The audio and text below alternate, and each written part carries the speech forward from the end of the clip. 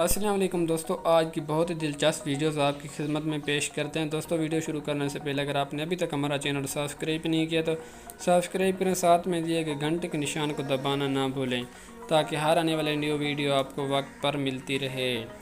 वो कौन सी ऐसी चीज़ है जिसको हर इंसान हाथ लगाए बगैर ही तोड़ सकता है?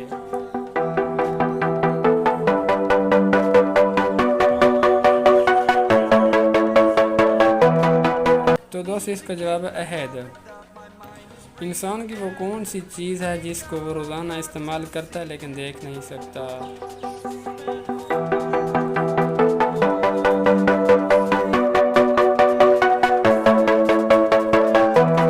तो दोस्तों इसका जवाब है आवाज़। वो कौन सा परिंदा पीछे मुड़कर भी देख सकता है?